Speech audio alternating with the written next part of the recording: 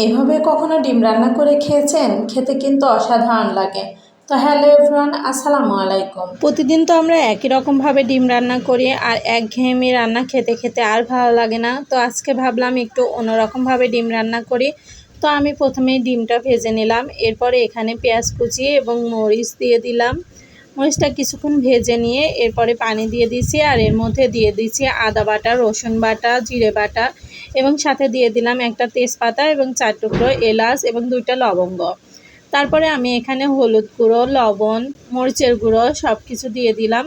এরপরে এখানে দিয়ে দিচ্ছি আমি ম্যাগি মশলা।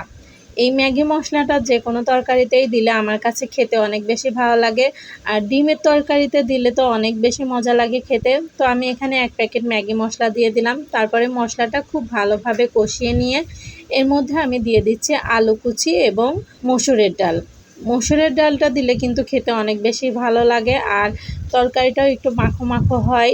এজন্য আমি এখানে মসুরের ডালটা দিয়ে দিলাম। এরপরে আমি আলুটা খুব ভালোভাবে কষিয়ে নিয়ে এর মধ্যে পানি দিয়ে দিয়েছি, আর শেষের দিকে আমি একটু গরম মশলা গুঁড়ো দিয়ে দিয়েছি। আর এই তো আমার ডিম রান্নাটা হয়ে গেছে, আর খেতে কিন্তু অসাধারণ হয়েছিল।